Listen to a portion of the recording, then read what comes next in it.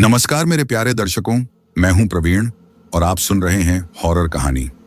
दोस्तों, पिछले वीडियो में बताया था कि विवेक, निशांत और राहुल बचपन से अच्छे दोस्त हैं। कुछ समय पहले वे तीनों एक पुराने फार्म हाउस में गए थे, जहां बचपन में भी उन्होंने अजीब और डरावनी घटनाएं महसूस की थी। इस बार भी वहां अजीब माहौल और अनजानी आवाजें उन्हें परेशान करती हैं। सृष्टि और नेहा, जो उनकी दोस्त हैं, इस रहस्य के बारे में जानने में रुचि दिखाती हैं। मीना और रूकमणि के जिक्र से पता चलता है कि इस कहानी में पहले भी इस जगह से जुड़ी पुरानी घटनाएं और अनुभव रह चुके हैं। जंगल के अंदर और फार्म हाउस के पास कई अनजानी घटनाएं होती हैं।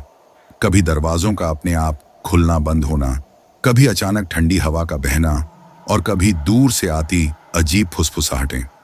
विवेक को बार बार बचपन की वो रात याद आती है जब उन्होंने पहली बार इस जगह पर कुछ अनदेखा महसूस किया था। जैसे जैसे कहानी आगे बढ़ती है, सभी को लगने लगता है कि यह रहस्य सिर्फ डरावना ही नहीं, बल्कि कहीं ना कहीं उनके अतीत से जुड़ा हुआ है और इसे सुलझाए बिना वे चैन से नहीं रह पाएंगे। दोस्तों, अब कहानी को आगे बढ़ाने से पहले एक छोटी सी गुजारिश है। अगर आपको ये कहानी पसंद आ रही है तो एक कमेंट जरूर करें। आपकी प्रतिक्रिया हमारे लिए बहुत मायने रखती है। और हाँ, चैनल को सब्सक्राइब करना न भूलें ताकि ऐसी ही कहानियां आप तक लगातार पहुंचती रहें। तो चलिए अब बिना किसी देरी के कहानी को आगे बढ़ाते हैं। ये तो वही रहस्य है जिसके बारे में जानने के लिए तुम सब यहाँ इकट्ठा हुए हो। बाबा इतना कहकर कुछ पल के लिए चुप हो जाते हैं। यह देखकर राहुल पूछता है, बाबा, आप अचानक चुप क्यों हो गए? बाबा गहरी सोच में डूबे हुए धीमे स्वर में कहते हैं, बच्चों, कुछ बातें ऐसी हैं जो मैं तुम्हें बताना भूल गया। निशांत उत्सुकता से पूछता है, क्या बातें बाबा? बाबा बताते हैं, जब छोटी ठाकुरानी उस फकीर से माफी मांगने लगी तो उसने साफ इनकार कर दिया। उस वक्त छोटी ठाकुरानी के होंठ कांप रहे थे, लेकिन उनके मुंह से एक शब्द भी नहीं निकल पा रहा था। पर फिर भी उसने हिम्मत की और बाबा के चरणों को पकड़ लिया और कहने लगी, बाबा, आप दयावान हैं। हम मूर्ख इंसानों से आपकी क्या बराबरी। ठाकुर साहब से बहुत बड़ी भूल हो गई है। आपने यदि उन्हें माफ नहीं किया तो यहीं मैं अपने प्राण त्याग दूंगी। इतना कहकर वो रोने लगी। उसकी आंखों से झार झार आंसू अनवरत बह रहे थे। उसके चेहरे पर उसका दुख साफ दिखाई दे रहा था। बाबा पहले क्रोध में थे, पर जब उन्होंने छोटी ठकुरानी शकुंतला की आंखों में सच्चे आंसू देखे और उसके दुख की अनुभूति की, तो उन्होंने थोड़ा नरम होते हुए कहा, ठीक है, मैंने ठाकुर को माफ किया, पर अब तुम मुझसे क्या चाहती हो ये बताओ। मैं क्या चाहूंगी बाबा, आपने उन्हें माफ कर दिया, ये उपकार क्या कम है? ये कहकर वो चुप हो गई। पर तुम अभी भी हमसे कुछ कहना चाहती हो। तुम निसंकोच कहो कि तुम क्या चाहती हो। छोटी ठकुरानी ने बड़ी उम्मीद से अपनी भोली आंखें ऊपर उठाईं और बाबा से याचक दृष्टि में कहने लगी, यदि आप अपने श्राप को वापस ले लें तो मैं जीवन भर आपकी सेवा करूंगी बाबा। बड़ी ठकुरानी मेरी बहुत ही अच्छी बाल सखा है और उन्होंने मुंह गरीब लड़की को अपनी सहेली नहीं, बहन ही माना है। उनकी ही वजह से हमारे घर में 2 समय का चूल्हा जलता है। उनके मुंह पर और मेरे घर वालों पर बहुत एहसान है। इन एहसानों का वो पूरा मूल्य ले चुकी है, बाबा ने कहा। उसने ये जानते हुए भी बड़े ठाकुर किसी भी दूसरी औरत को उनके होते हुए प्रेम नहीं कर सकेंगे। तुम्हारे माता पिता से तुम्हें मांग लिया, वो भी जीवन भर के लिए। वो जानती थी कि यदि कोई और इस घर में आई तो उनका रुतबा कम हो जाएगा, इसलिए अपनी गरीब सखी को ले आई ताकि वो प्रतिवाद भी ना कर सके। बाबा थोड़ा कठोर पर संयत होकर कहते हैं, तो शकुंतला, जो छोटी ठकुरानी थी, उन्हें कहती है, बाबा, बस ये समझ लीजिए, हमारा मूक समझौता था। न कभी उसने अपने एहसानों का ऐसा बदला सोचा था, न ही ऐसा मैंने सोचा था। पर शायद हमारी किस्मत में यही लिखा था। हमें सारी बात पहले से ही पता थी और ये भी पता था कि हमें न ही ठाकुर साहब के दिल में स्थान मिल पाएगा, न ही बड़ी ठकुरानी का ही स्थान मिल पाएगा। पर हमने सभी कुछ स्वीकार किया था, इसलिए उनसे शिकायत नहीं है। पर जाने अनजाने में उनके साथ गलत हो गया है बाबा। आप अपना श्राप वापस ले लीजिए ताकि हमारा दुख कुछ कम हो सके। बाबा छोटी ठकुरानी के मुंह से ऐसी बात सुनकर थोड़ी देर तो चुप हो जाते हैं, फिर कहते हैं, मैं अपना श्राप अब वापस नहीं ले सकता, पर तुम्हारे त्याग, समर्पण और सच्ची भावना से खुश होकर तुम्हें वरदान देता हूं कि ईश्वर में गहरी आस्था रखने वाले बच्चे की तुम मां बनोगी। ईश्वर ने बड़ी ठकुरानी को यह खुशी नहीं दी है और मैं विधि के विधान को नहीं बदल सकता। जा, तेरा कल्याण हो। ऐसा कहकर छोटी ठकुरानी को एक भभूत देते हैं और उसका उपयोग करना भी बता देते हैं। वहां से आशीर्वाद लेकर छोटी ठकुरानी अपने घर आ जाती है और ठीक 9 महीने बाद एक सुंदर और स्वस्थ बच्ची को जन्म देती है। जिस दिन उसका जन्म हुआ, उस दिन के खास नक्षत्रों में जन्म लेने से उसमें कुछ शक्तियां बचपन से ही थीं। सभी की भलाई की भावना और नर्म दिल उसे अपनी माँ से मिला था और उसकी 2 माएँ भी थीं। ठाकुर साहब के घर इतने सालों बाद खुशी आई थी। इस मौके पर बहुत बड़ा जश्न हुआ था और कहते हैं, ये घर जिससे आप सभी अभी जीवित बाहर आए हैं, ठाकुर साहब ने रानी को उसके पहले जन्मदिन पर उपहार स्वरूप दिया था। समय के साथ साथ रानी बड़ी होने लगी तो धीरे धीरे सभी को यह महसूस होने लगा कि वो खास थी। रानी न केवल रूपवती थी अपितु गुणवती भी थी। बचपन से ही उसकी आस्था कान्हा में थी। ठाकुर साहब और बड़ी ठकुरानी शिव के बहुत बड़े भक्त थे, पर रानी तो श्याम दीवानी थी। जैसे जैसे वो बड़ी हुई, वो अकेले ही जंगल में निकल जाती, फिर खुद ही घूमती हुई वापस आ जाती। वो जंगली जानवरों से कभी घबराई नहीं। उसने कई घायल जानवरों की सेवा भी की थी। धीरे धीरे सभी उसके अपने होते गए।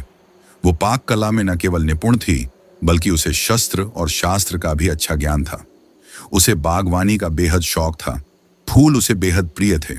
लेकिन कुछ समय बाद ही उसकी बड़ी माँ यानी कि बड़ी ठकुरानी परलोकवासी हो गईं और बड़े ठाकुर इस बात से इतने टूट गए कि उन्होंने अपनी जान से प्यारी बेटी से भी किनारा कर लिया। ऐसा क्या हुआ था बाबा? निशांत कहता है, जब रानी 15-16 वर्ष की आयु की थी, गांव में बहुत ही भयंकर रोग का प्रकोप हो गया था। सभी गांव वाले त्राही त्राही करने लगे और अकाल ही मृत्यु को प्राप्त होने लगे। ऐसे में कई गांव वाले ठाकुर साहब से सहायता मांगने भी आए। उनकी दुर्दशा देखकर रानी का मन द्रवित हो गया और उसने अन्न जल त्याग कर कान्हा की मूर्ति के सामने ही अपनी आंखें बंद करके स्थान जमाकर बैठ गई। पूरा घर परेशान हो गया, पर वो अपने स्थान से न हिली।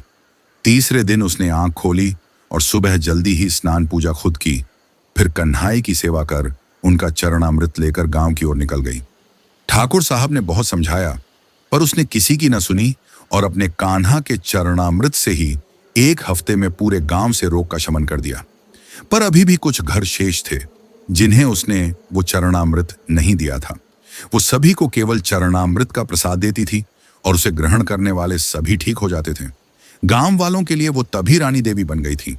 तभी उसे बड़े ठाकुर का संदेश मिला कि बड़ी ठकुरानी की तबीयत ठीक नहीं है और उसे तुरंत बुलाया है। रानी ने सोचा, 2-4 घर और बचे हैं, क्यों ना इन्हें भी ये लाभकारी चरणामृत पिला दिया जाए जिससे रोग का समूल नाश हो सके। पर रानी जैसे ही आखिरी घर में गई, वहां एक छोटे बच्चे की नाजुक हालत देखकर सब भूल गई और उसकी तीमारदारी में लग गई। कब समय बीता उसे पता ही नहीं चला। जब बच्चे की हालत में कुछ सुधार आया तो उसे अपनी बड़ी माँ का ख्याल आया और वो भागी भागी अपने घर रवाना हो गई। पर जब तक वो पहुंची, सब समाप्त हो गया। बड़ी ठकुरानी इस दुनिया से विदा ले चुकी थी। बड़े ठाकुर ने इसका कारण उन्हें ही माना, क्योंकि यदि वह समय पर आकर बड़ी ठकुरानी को भी चरणामृत पिला देती तो वह बच जाती। ऐसा विचार उनके मन में घर कर गया। पूरा गांव तो इस रोग प्रकोप से बच गया, पर बड़ी ठकुरानी के जाने के बाद ठाकुर साहब का सब कुछ चला गया। बड़ी ठकुरानी के जाने के बाद छोटी ठकुरानी ने ठाकुर साहब को संभालने की बहुत कोशिश की, पर बड़ी ठकुरानी के जाने का घाव वह भर न सकी। धीरे धीरे खुद उनका स्वास्थ्य खराब हो गया और 1 साल के भीतर ही वह भी इस दुनिया को छोड़ गईं। इसके बाद तो रानी ने भी खुद को सीमित दायरों में कैद कर लिया और कान्हा की सेवा में ही दिन बिताने लगी। गांव वालों की सेवा करने के दौरान ही वह मीना से मिली थी। दोनों हमउम्र थीं तो दोस्ती भी हो गई थी। फिर मीना ही रानी की सहेली और सेविका बन गई। वैसे पूरा गांव रुक्मणी को बहुत मानता था और कम समय के अंतराल में ही रानी ने अपनी दोनों माएं खो दी थीं, तो रानी को मीना का साथ अच्छा लगने लगा और दोनों की खूब बनने लगी। पर अपनी माओं के जाने के बाद वह कुछ गंभीर हो गई थी और अपने में ही रहने लगी थी। पर मीना का वह बेहद ख्याल रखती थी। समय अपनी गति से चलने लगा। रानी भी अब बड़ी हो रही थी। सारे घर की जिम्मेदारी उसी पर थी। बड़ी ठकुरानी के जाने के बाद शायद ही कभी ठाकुर साहब ने सीधे मुंह रानी से बात की होगी। ठाकुर साहब के स्वभाव में भले ही कठोरता आ गई थी, पर गांव वालों के लिए उन्होंने कभी बुरा नहीं किया था। पर यह तब तक था जब तक कि वह अंग्रेज विलियम नहीं आया था और रानी देवी भी उसके कुछ दिनों बाद ही गायब हो गई थी और यह पूरा का पूरा गांव ही उजड़ गया। बाबा एक लंबी सांस इस तरह छोड़ते हैं जैसे आगे चाहकर भी कुछ कह नहीं पा रहे। वो अब थक भी गए थे तो उन्होंने कहा, बच्चों, कहना और बताना तो बहुत कुछ चाहता हूं, क्योंकि वैसे भी तुम लोग यहां फंस ही गए हो। पर अब मैं बहुत थक गया हूं। पर अभी और भी बहुत से राज खुलना बाकी हैं। पर पहले कुछ खा लो, वैसे भी शाम ढलाई है। और ऐसा कहकर वो रुक्मिणी को खाने की तैयारी करने को कहते हैं। सृष्टि भी रुक्मिणी का हाथ बटाने के लिए उसी के साथ चली जाती है। बाबा विवेक और निशांत के साथ राहुल को भी बाहर कुएं के पास ले आते हैं और हाथ मुंह धोने को कहते हैं। इसके लिए एक बाल्टी पानी में डाल देते हैं और विवेक से पानी ऊपर खींचने को कहते हैं। कुछ पानी वो रुक्मिणी को खाना बनाने के लिए दे देते हैं और कुछ पानी अंदर की ओर भरकर रखवा देते हैं और अंदर आकर बैठ जाते हैं। बाबा ने छोटा मोटा कार्य पूरा किया, बाहर की ओर एक नजर डाली और अंदर आकर बैठ गए। रुक्मिणी और सृष्टि ने मिलकर जल्दी ही खाना तैयार कर दिया। शायद उन्हें भी आगे की कहानी बाबा से सुननी थी। लड़कों ने खाना लगवाने में मदद की। इस तरह सभी जल्दी से खाना खाकर फ्री हो गए। अंधेरा भी अब बढ़ गया था। सभी आगे की बात सुनने को उतावले हो रहे थे, पर बाबा ने आगे की बात बाहर आंगन में कहने से मना कर दिया, तो सभी बाबा के कमरे में चले गए। वहां कोई भी खिड़की नहीं थी। एक बहुत छोटी लेकिन मजबूत खिड़की सी थी, जो बहुत बड़ी नहीं थी, पर उससे हवाएं काफी अच्छी आ रही थीं। सभी का बिस्तर वहीं नीचे लग गया और बाबा ने दरवाजा भी बंद कर लिया। भले ही झोपड़ी कच्ची थी, पर मजबूत थी और उसका दरवाजा भी उसी के अनुरूप था। बाबा ने पानी का मटका भी भरकर अंदर ही रखवा लिया था और सभी से कह दिया था कि यदि किसी को जरूरत महसूस हो, वो पहले ही निवृत्त हो ले। रात को कोई भी इस झोपड़ी की सीमा के बाहर नहीं जाएगा।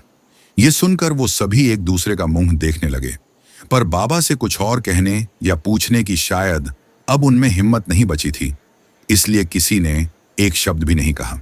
सभी एकदम खामोशी के साथ बैठे हुए थे।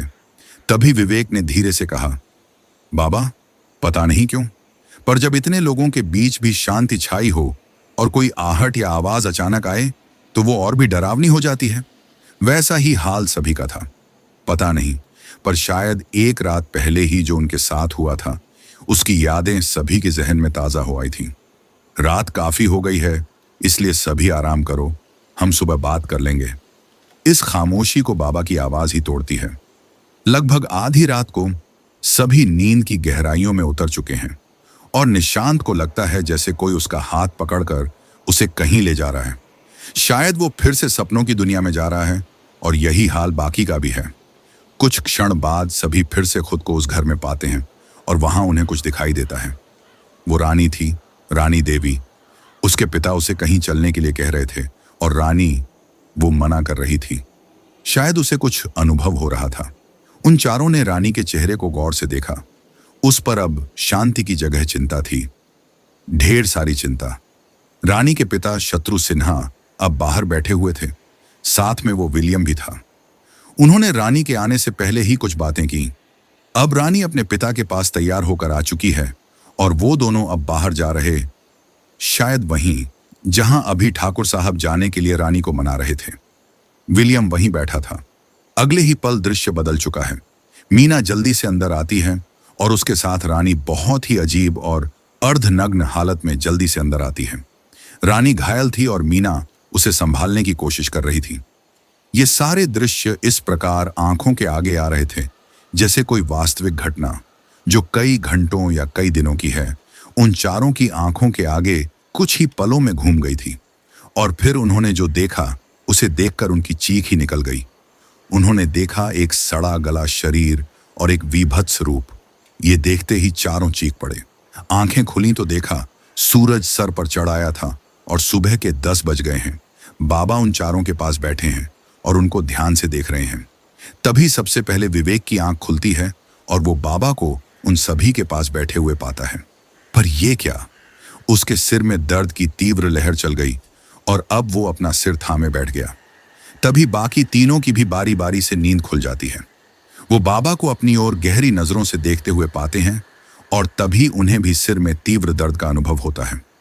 रुक्मिणी सभी को चाय जैसा कुछ पेय पीने को देती है, जो स्वाद में हल्का कसैला था, पर उनकी परिस्थिति इस समय ऐसी थी कि यदि कोई पानी भी उबाल कर पीने को दे दे तो वे उसे भी चुपचाप पी लेते। शायद डर, हैरानी, चिंता के मिले जुले भाव इसी प्रकार होते हैं। प्रतिरोध खत्म हो जाता है। पर इस कसैले पेय को पीने के बाद उन चारों को ही अब काफी बेहतर महसूस हो रहा था। थोड़ी देर बाद वो देखते हैं कि बाबा बाहर कहीं से आए हैं और उन्होंने रुक्मणी को कुछ पत्ते लाकर दे दिए थे। अभी भी चारों अपनी अपनी जगह पर ही बैठे थे। लगभग आधा घंटा हो चुका था और अब बाबा भी घर आ चुके थे, तो चारों खड़े हुए और बाबा ने उन्हें इशारे से ही निवृत्त होने का स्थान बता दिया और सभी को जल्दी ही आने को कहा। थोड़ी देर बाद सभी बाबा के सामने बैठे थे। बाबा ने सभी की थालियां लगवा दी थीं। अब सभी बिना कोई शब्द कहे चुपचाप बैठे हुए थे। एकदम शांति थी, बिल्कुल वैसी ही निशब्द शांति जैसी पूरे जंगल में होती है। कहीं कोई आवाज नहीं, पर कभी कभी ज्यादा शांति भी एक बेचैनी से भरी होती है जो किसी को भी शांति से नहीं बैठने देती। बाहर भी तो वैसी ही शांति थी, पर सबके दिलों में बहुत बेचैनी भरी थी। आज केवल रुक्मणी की ही थोड़ी बहुत आवाज आ रही थी बीच बीच में खाना परोसने की। अब सभी खाना खा रहे थे। एक निवाले के साथ ही सभी की नजर एक दूसरे पर एक साथ ही पड़ी, तो ऐसा लगा सभी अपनी तंद्रा से बाहर आए हों। बाबा ने बात प्रारंभ की, तो बच्चों, अब बताओ कि कल रात तुम सबको क्या दिखा। सबने बाबा को देखा। अब उन्हें कोई हैरानी नहीं हुई उनके ऐसा पूछने पर। निशांत ने सबसे पहले बात कहना शुरू किया और उन्हें सपने की सारी बात बताई, पर आखिर में उन्होंने जो देखा था उसे देखकर वो सभी सहमे हुए थे। उन्होंने एक सड़ी गली लाश भी तो आखिर में देखी थी। इसी बीच सभी खाना खा चुके थे और हाथ धोकर बाबा के पास आकर बैठ गए थे। बाबा ने कहना शुरू किया, मुझे लगता है अब तुम सभी वहां जाना चाहिए और इन सभी बातों का पता लगाना चाहिए। आगे का रास्ता तुम सबको वहीं से मिलेगा। वैसे भी मुझे जितनी भी जानकारी थी वो मैंने तुम सभी को दे दी है। अब आगे का रास्ता तुम चारों को मिलकर खोजना है और इन सब बातों का कारण भी पता करना है। तभी इन सभी रहस्यों से पर्दा उठेगा। तभी विवेक कहता है, पर बाबा, हम वहां कैसे जा सकते हैं? कहीं हम वहीं पर फंस गए तो क्या होगा? निशांत भी कहता है, वो तो हम सभी घर से 4 से 5 दिन घूमने की बात कहकर निकले थे और यहां तो वैसे भी किसी का फोन लगता नहीं, तो घर वाले भी इतना परेशान नहीं होंगे। पर उसके बाद तो वो लोग भी हमें ढूंढने के लिए निकल ही जाएंगे ना। यही तो चिंता का विषय है कि अगर तुम्हारे घर वाले भी इसी मुसीबत में फंस गए तो क्या होगा? बाबा कहते हैं। हाँ यार, ये तो सोचा ही नहीं, राहुल कहता है। तो फिर तुम लोगों के पास समय भी कम है। ये कहते हुए बाबा का चेहरा अब कठोर हो चुका है और वो आगे जो सभी को कहते हैं वो सुनकर सभी और परेशान हो जाते हैं। बाबा कहना शुरू करते हैं, कल अमावस्या है और ये कोई साधारण अमावस्या नहीं है, ये काल रात्रि अमावस्या है।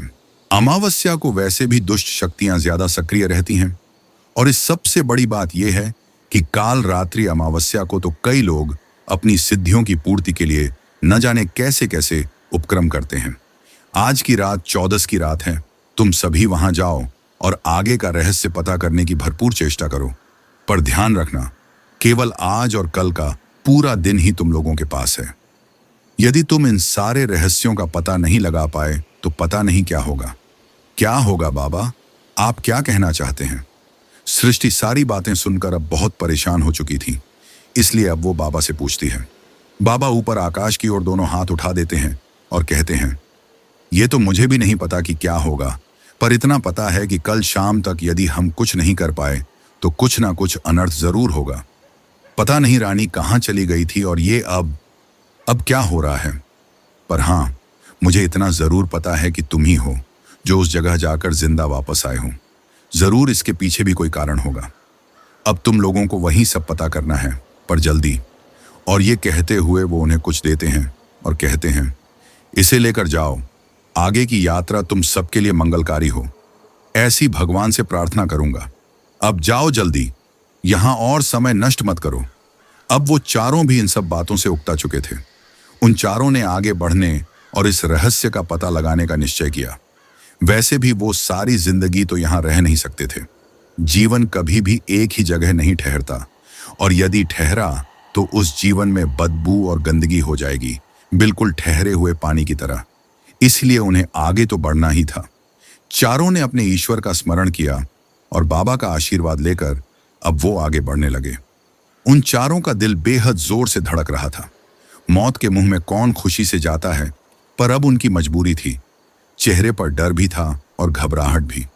इतनी घबराहट से कभी कभी कदम लड़खड़ा भी जाते थे, पर फिर हिम्मत से आगे बढ़ने का निश्चय करते, ईश्वर को हृदय से स्मरण करते और आगे बढ़ते रहे। चारों आगे बढ़ते हुए चारों के मुंह से कोई बात नहीं निकल पा रही थी।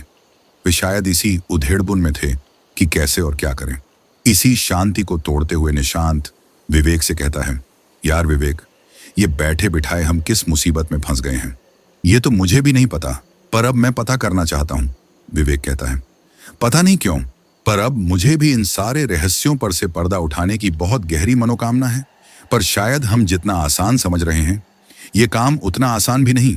निशांत कहता है, देखते हैं, अब तक तो ये लगा नहीं कि वहां हमारी जान को कोई खतरा है, नहीं तो हम वापस जिंदा नहीं आ पाते, ये तो तय है। विवेक कहता है, पर जो खतरा दिखता नहीं वो ज्यादा खतरनाक होता है, ये मत भूलो। निशांत कहता है, अब चारों उस टूटे हुए गेट के पास खड़े हैं जहां आज भी लिखा हुआ है रानी बाग। आज निशांत ने ही पहल की और दरवाजे को खोल दिया। वैसे भी विवेक को याद है कि पहले इस दरवाजे को हाथ लगाने पर उसे जोर का बिजली का झटका लग चुका है, तो वो वैसे भी पीछे ही खड़ा था। चारों ने नजर दौड़ाई, हर तरफ से वो घर उजड़ चुका था, अब वहां कुछ भी नहीं था। वे अब अंदर की तरफ आ गए। विवेक और निशांत दोनों पहले वहां स्थित कान्हा के मंदिर को ढूंढने का फैसला करते हैं। राहुल और सृष्टि दोनों ही उनके पीछे चल रहे थे। वैसे तो वे चारों पहले भी यहां आ चुके थे और सपनों में कई बार इस जगह को देख चुके थे, पर उस समय हर बार ये घर अच्छी परिस्थितियों में दिखा था। आज जब वे चारों मंदिर ढूंढना चाहते थे तो कुछ भी समझ नहीं आ रहा था कि कहाँ कौन सा रास्ता जा रहा है और कहाँ कौन सा कमरा है। जब ढूंढते ढूंढते थक गए तो चारों ने सोचा कि हमें अलग अलग होकर ही ढूंढना चाहिए। वैसे भी पता नहीं कितना समय है और हमें करना क्या है। ऐसा सोचकर चारों अलग अलग दिशाओं में ढूंढने लगे, पर उन्हें कहीं कुछ नहीं मिला। ढूंढते ढूंढते जब शाम हो गई तो सभी निराश होकर एक ही जगह आकर बैठ गए। गोधूली बेला है और तभी एक मीठा सा स्वर कानों में पड़ा।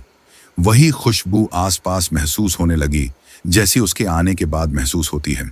ये वही है, रानी। पर यह आवाज आ कहां से रही है? सभी एक दूसरे को देखते हैं और आवाज की दिशा में जाने के लिए कदम बढ़ाने लगते हैं। जो रास्ता पहले दिखाई नहीं दे रहा था अब उन्हें दिखाई देने लगा था। वो पूजा घर था जिसे वे ढूंढ रहे थे, वहीं से ये आवाज आ रही थी, क्योंकि ये भजन था कान्हा का और साथ में घंटियां भी बज रही थीं। पूजा घर से अगर और कपूर की महक भी आ रही थी।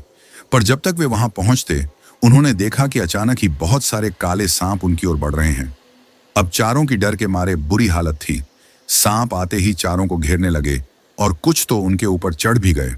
उनके शरीर पर सांपों के रेंगने से एक झुरझुरी सी आ गई। वैसे भी सांपों को दूर से देखना और अपने शरीर पर महसूस करना, इन दोनों में बहुत फर्क होता है। चारों को लगा अब उनकी मौत सामने खड़ी है, पर निशांत ने देखा सांप घेर तो रहे थे, ऊपर चढ़ भी गए थे, पर काट नहीं रहे थे, जैसे वे किसी के आदेश का पालन कर रहे हों और उनका कार्य केवल डराना हो। वास्तव में वे चारों काफी डर गए थे। सांप इतने बड़े और काले थे कि उन्हें खुद का काल ही नजर आ रहा था।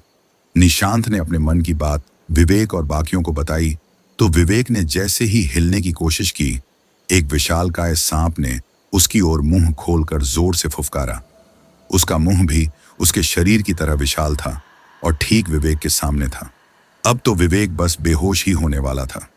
तभी भजन की आवाज बंद हुई और वही भीनी भीनी जानी पहचानी खुशबू तेजी से फैलने लगी और रानी देवी सामने खड़ी थी। चारों ने अपनी हालत देखी तो बुरी तरह चौंक गए, क्योंकि वहां कोई सांप नहीं था। रानी देवी उनके सामने खड़ी थी और धीरे धीरे उनके पास आई। वही सफेद लिबास, सुंदर मुखमंडल उनके देवी होने का प्रमाण दे रहे थे। तभी एक छोटा सा सफेद कुत्ता भी वहां आ गया और अपनी जीभ बाहर निकालकर उन्हें देखने लगा। फिर धीरे धीरे उनका रूप बदलने लगा। रानी देवी अब केवल एक सड़ी हुई लाश जैसी दिख रही थी, जिसके पूरे शरीर पर सड़ने वाले फफोले आ गए थे। भयंकर रूप था। वो छोटा सा कुत्ता अब एक खतरनाक बैल बन चुका था, जिसके पूरे शरीर पर लटें रेंग रही थीं और उसे खा रही थीं। कभी वो लौटें उसके सिर से निकलकर आंख में घुस जाती और कभी मुंह से निकलकर नाक में, पर वो बैल आराम से खड़ा था। ऐसा दिल दहला देने वाला नजारा देख उन चारों के होश गुम हो गए। न भागने का ख्याल आया न कुछ और। तभी अचानक सब बदल गया। वो बैल फिर से कुत्ता बन चुका था और निशांत को देखकर एक बार जोर से भौंककर चुप हो गया, फिर आगे के पैर फैलाकर बैठ गया। रानी देवी एक हवा की तरह आई और निशांत के चारों ओर एक छाया की तरह उससे कुछ इंच की दूरी पर उसे ध्यान से देखने लगी। पर वो तो सामने ही खड़ी थी। तो ये क्या है? ये छाया थी रानी की, जो मुआयना कर रही थी। उसने बारी बारी से सबके चारों ओर इसी तरह देखा। उसे अपनी आंखों के सामने देखकर डर की लहर ने चारों को बुत बना दिया। ये सब कुछ सेकंडों के लिए था। अब रानी फिर से सामान्य रूप में थी। फिर उसने अपनी मीठी आवाज में कहा, आ गए तुम। मुझे पता था मेरे कान्हा मेरी जरूर सुनेंगे। आप कौन हैं देवी? राहुल ने हिम्मत करके आखिर पूछ ही लिया। क्या मुझे नहीं जानते हो तुम? यहां तुम मुझे ही तो ढूंढने आए थे, क्या नहीं आए थे? रानी ने कहा। उसका कथन ओजस्वी था। पर हम यहां इस तरह फंस गए हैं, आखिर क्यों? विवेक ने कहा। शायद अब आप सभी अपने सवालों के जवाब के लिए अधीर हो रहे हैं, और यह उचित भी है। आखिर वो समय भी अब आ ही गया है। तो आप लोगों को किस निमित्त यहां लाया गया है, ये जानने का पूरा हक है। क्या आप लोग वो लाए हैं? रानी पूछती है। हाँ, वो ये रहा, निशांत कहता है, और बाबा ने जो सामान उन्हें दिया था वो रानी के आगे कर देता है। वो एक नजर देखती है और सबको एक ओर आने का इशारा करती है। उसने एक हाथ हवा में लहराया और सारे दृश्य फिर से बदल गए। अब वे सभी फिर से रसोई के सामने खड़े थे, जहां से बेहद अच्छी सुगंध आ रही थी। रानी ने सभी को रसोई से लगी हुई चौकी पर, जो खाने के लिए लगी थी, बैठने का इशारा किया। सभी ने एक दूसरे को देखा और बैठ गए। रानी ने हाथ से इशारा किया तो खाना अपने आप थालियों में परोसा जाने लगा। ऐसा लग रहा था जैसे अदृश्य रहकर कोई ये सब कर रहा हो, पर किसी ने भी खाना खाया नहीं। तो रानी ने चारों की ओर देखा। निशांत कहता है, हम यहां अपने सवालों के जवाब जानने आए हैं और यहां से जाना चाहते हैं। तुम हमें यहां से क्यों नहीं जाने दे रही? रानी ने रहस्यमयी मुस्कान के साथ कहा। क्या मैंने तुम्हें यहां रोका है? ये तुमसे किसने कहा? तो फिर हमारी गाड़ी यहां से आगे क्यों नहीं जा रही और हम इस तरह फंसे क्यों हैं? तुम नहीं तो फिर कौन है? रानी ने कहा। तुम्हें यहां रोकने वाली मैं नहीं, कोई और है। यह सच है कि मुझे मुक्ति चाहिए, पर इसके लिए ईश्वर स्वयं मेरी सहायता करेंगे। इसी विश्वास के साथ मैं यहां हूं। और वैसे भी अगर मुझे तुम्हें यहां रोकना ही होता तो क्या मैं तुम्हें तुम्हारे बचपन में जाने देती? क्या उस समय नहीं रोक लेती?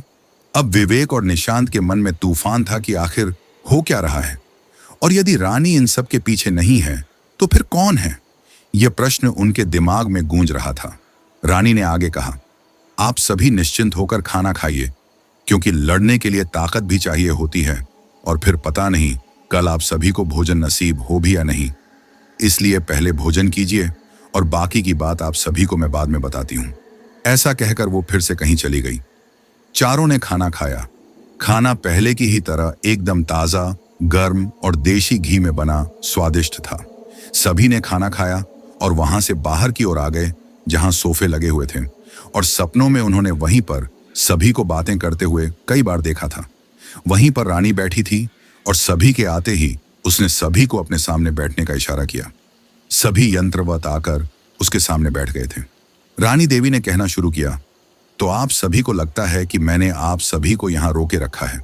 वो चारों की ओर देखती है। चारों हाँ में केवल अपना सिर हिला देते हैं। पर मैंने तो केवल आप लोगों की मदद ही की है, कभी बुरा नहीं किया। आप लोगों का ख्याल भी रखा, वरना आप लोग कब के मर चुके होते, सृष्टि ने कहा। पर हमें तो केवल आपकी ही कहानी बाबा ने सुनाई है। यहां और कौन है? और ये सब तो इतने सालों पहले की बात है, और आप तो अभी भी यहां हमारे सामने। आगे वो कहते कहते रुक जाती है। क्या कोई नहीं है? पर मेरी कहानी में तो बहुत से लोग हैं, रानी कहती है और गौर से उन चारों को देखती है और आगे कहना शुरू करती है। ये सच है कि मैं अब जिंदा नहीं हूं, पर मैं भटक रही हूं आज भी अपनी मुक्ति के लिए, और मेरी मुक्ति का अब समय हो गया है। यदि तुम लोग ऐसा नहीं कर पाए तो बहुत बड़ा अनर्थ हो जाएगा। वो इस पूरे संसार को अपने वश में कर लेगा और मुझे भी अपना गुलाम बना लेगा, ताकि मेरी शक्तियां भी उसी की हो जाएं और वो इस पूरी दुनिया पर राज कर सके। लेकिन कौन है वो जो ऐसा करना चाहता है? वही जिसने मुझे गायब कर दिया था। उसने तभी अपनी योजना पर काम करना शुरू कर दिया था, पर उस समय वो सफल नहीं हो पाया। पर कल बहुत बड़ा दिन है, इसीलिए कल वो फिर से अपनी काली शक्तियों के द्वारा ये प्रयत्न करेगा कि मुझे अपना गुलाम बना सके और ताकतवर बनकर इस पूरी दुनिया को अपने इशारे पर चला सके। वो कोई और नहीं, वही है जिसने मेरी माँ को मेरे होने का आशीर्वाद दिया था और मेरे पिताजी के पूरे कुल को नष्ट होने का श्राप भी। वही भिखारी जो खाने के लिए मांगने हमारे द्वार आया था, ये सब उसी का किया धरा है। रानी इतना कहते ही बेहद क्रोधित हो जाती है। क्या ये आप क्या कह रही हैं? उसी के आशीर्वाद से तो आपका जन्म हुआ है, फिर ये सब? अभी निशांत इतना ही कह पाया था कि सभी देखते हैं कि मौसम अचानक बदल गया है। चारों ओर अजीब सा धुआं भर गया है। इस तरह का धुआं भर जाने से सभी को सांस लेने में परेशानी हो रही है। सबका दम घुटने लगा और सभी खांसने लग गए। तभी उन्हें उसी सफेद कुत्ते के भौंकने की आवाज आती है जो रानी देवी के साथ था। वो जोर जोर से भौंक रहा था, जैसे उन सभी को बुला रहा हो। सभी उसी ओर भागने लगे और देखा कि वो मंदिर की तरफ जा रहा है, तो सभी उसी ओर जाने लगे। मंदिर में जाकर देखा तो वहां का माहौल एकदम साफ, शांत और शुद्ध था। वहां पहुंचकर सबकी जान में जान आई। अब सभी आराम से मंदिर की दीवारों का सहारा लेकर बैठ गए थे और अपनी सांसों को काबू करने की कोशिश कर रहे थे। तभी उन सभी ने देखा कान्हा की वो प्रतिमा जो सामने लगी थी, बड़ी ही मनोरम थी। लगता था जैसे अभी बोल उठेगी। पता नहीं किस प्रेरणा के वशीभूत उन सभी के हाथ जुड़ गए और सभी ने सर झुकाकर नमन किया। पर जब सर उठाया तो सभी चौंक गए, क्योंकि उस मनोरम प्रतिमा के पीछे रानी देवी भी खड़ी थी। उन सभी को कुछ भी समझ नहीं आया कि क्या हो रहा है, तो सभी हैरानी से एक दूसरे की ओर देखने लगे। रानी उन्हें असमंजस की स्थिति में देखती है तो मुस्कुरा देती है और उन सभी से कहती है, इतना हैरान क्यों हो, मैं तो यहीं थी, और इतना कहकर हंस देती है। उसकी मुस्कान ऐसी थी कि सभी हक्के बक्के उसे देखने लगे। एक एक मोती को जमाकर सुंदर दंत पंक्ति किसी ने वहां रख दी हो और उसके हंसने से हजारों फूल खिल गए हों, ऐसा लग रहा था। रानी ने आगे की बात कहना शुरू किया। ये हमारा एक गुप्त मार्ग है, इसी कान्हा की मूर्ति से होता हुआ, पर इस समय मैं इसके पीछे ही थी। कल का दिन बहुत बड़ा दिन है उस पाखंडी के लिए और हम सबके लिए भी, इसलिए वो मुझे काबू करके यहां से ले जाने आया था, ताकि कल का उसका प्रयोजन बिना किसी अवरोध के संपन्न हो जाए। पर वो आपको ले जा तो नहीं पाया, ये तो बहुत ही अच्छा हुआ, निशांत कहता है। हाँ, आज नहीं ले जा पाया, पर कल मुझे जाना ही होगा, रानी उदास मुद्रा में कहती है। पर इसकी क्या जरूरत है, आप यहीं रहिए ना, कान्हा के पास। यहां आपको क्या डर, विवेक कहता है। डर वो तो मुझे ना पहले था ना ही आज है। मुझे केवल चिंता है कि यदि वो अपने प्रयोजन में सफल हो गया तो क्या होगा। कभी कभी भगवान भी परिस्थितियों के वशीभूत हो जाते हैं और कल भी ऐसा ही होगा। रानी उन सभी की ओर देखते हुए कहती है, आप सभी को मेरी सहायता करनी है। अब आप चारों की सच्ची मित्रता ही हमें इस मुसीबत से बाहर निकालेगी। सच्ची मित्रता तो स्वयं भगवान को भी इस धरती पर ले आती है। ईश्वर मित्रता के आगे ही तो इतने विवश हो गए थे कि तीनों लोग भी एक मुट्ठी चावल के लिए दान में दे दिए।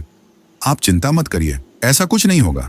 अमावस्या तो हर महीने ही आती है, तो इस बार भी आएगी, इसमें इतना खास क्या है, राहुल लापरवाही से कहता है, जिससे रानी सहित सभी उसे घूर कर देखते हैं और वो आगे कुछ कह नहीं पाता। बात को संभालते हुए निशांत कहता है, ये अभी नादान है, इसलिए ऐसी बातें करता है। रानी ने अपनी आंखें उन सभी की तरफ घुमाई तो सभी उसे देखकर डर गए। उसकी आंखें लाल हो गई थीं, लगता था जैसे अभी खून बहने लगेगा। उसने गुस्से से राहुल को देखा और कहा, तुम सबको नहीं पता कि कल क्या है। कल का दिन हम सबके लिए अत्यंत महत्वपूर्ण होगा और कल ही इस बात का निर्णय हो जाएगा कि जीत अच्छाई की होगी या बुराई की। और मुझे अपने कान्हा पर पूरा भरोसा है, मेरी सालों की तपस्या सफल जरूर होगी। खैर, मैं तुम सबको बताती हूं कि आगे क्या करना है और कैसे करना है। यदि हमने जैसा सोचा है वैसा ही सब हुआ तो हम सभी मुक्त हो जाएंगे। कल का दिन बेहद खास है, क्योंकि कल ही के दिन मेरा जन्म हुआ था और मेरी मृत्यु भी कल ही हुई थी, और इस पाखंडी का सपना भी कल ही के दिन अधूरा रह गया था। किस्मत से कल ही के दिन फिर से ऐसा संयोग बन रहा है जिससे वो अपनी अधूरी कामना को पूरी करने की कोशिश अवश्य करेगा। पर ऐसा कौन सा कार्य है जो इतने सालों बाद भी पूरा नहीं हो पाया? और कौन है जिसने हम सभी को, आपको इतना परेशान किया हुआ है? अब इतने सालों बाद तो उसकी मृत्यु भी हो चुकी होगी, तो फिर ये सब क्यों? राहुल कहता है, मृत्यु केवल शरीर की ही तो होती है। उन सभी को ध्यान से देखते हुए रानी कहती है, मेरी भी तो मृत्यु हुई है, पर मैं भी कहाँ मर पाई। रानी बेहद उदास हो जाती है और अपनी कहानी बताने लगती है। आज भी हम सभी अपने अपने जन्म के उद्देश्य को सफल न कर पाने के कारण ही तो भटक रहे हैं। पर वो ऐसा क्यों कर रहा है? उसकी आपसे क्या दुश्मनी है? सृष्टि कहती है, दुश्मनी। जोर से हंसते हुए रानी कहती है, किसने कहा उसकी दुश्मनी मुझसे थी? सभी हैरान थे। ये क्या बात हुई? जब उसे आपसे कोई मतलब नहीं, तो फिर आज आप इस तरह से? कहते कहते सृष्टि रुक गई। दरअसल कुछ बातें ऐसी होती हैं जिन पर हमारा कोई जोर नहीं। गंभीर होते हुए रानी देवी आज वो राज खोलती है जिसकी वजह से सभी यहां फंसे हैं। वो कहती है, मैं तुम सबको सारी बात शुरू से बताती हूं। इंसान का शरीर पंच तत्वों से मिलकर बना है, ये तो तुम सभी जानते ही होंगे। सभी अपनी गर्दन हाँ में हिला देते हैं।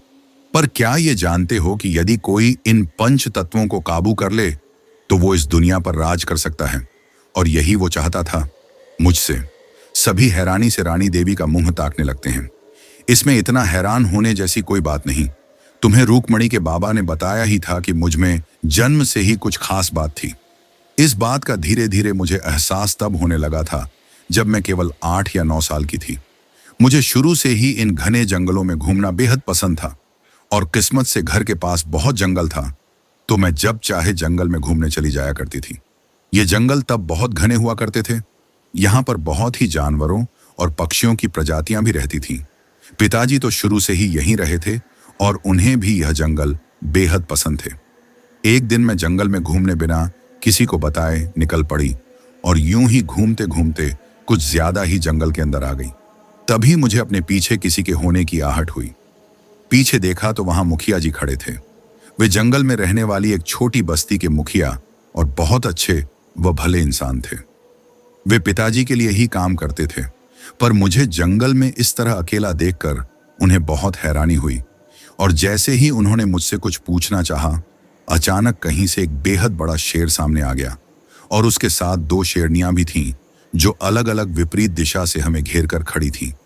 हमारे सामने ही हमारी मौत थी, पर पता नहीं क्यों मुझे बिल्कुल भी डर नहीं लगा। मैं धीरे से आगे बढ़ी और शेर की आंखों में देखने लगी। मुझे इस तरह आगे बढ़ते देख मुखिया जी घबरा गए और जैसे ही उन्होंने कहा, बिटिया, मैंने उन्हें हाथ से चुप रहने का इशारा कर दिया। उन्होंने देखा कि शेर के हाव भाव अब बदल चुके थे और उसके साथ साथ शेरनियां भी अब शांत थीं। मैं उस शेर के पास गई और प्यार से उसके सिर पर हाथ फेरने लगी। मुझे इस तरह देख मुखिया जी की हालत खराब हो गई। शेर मेरे सामने ऐसे बैठा था जैसे कोई पालतू हो। इस बात से मुखिया जी बहुत घबरा गए। घर आकर उन्होंने सारी बात पिताजी को भी बताई, जिससे सभी बहुत घबरा गए थे। बाद में धीरे धीरे मुझे पता चला कि वे जंगल के एकांत में अपने गुरु का ध्यान करने आते थे और उन्हें कुछ तंत्र विद्या का ज्ञान भी था, पर इस प्रकार का कोई दृश्य उन्होंने कभी नहीं देखा था। बाद में भी मुझे जंगल में जाने से रोकने के लिए पिताजी ने बहुत कोशिश की, पर मैं हर बार कैसे भी करके चली ही जाती थी।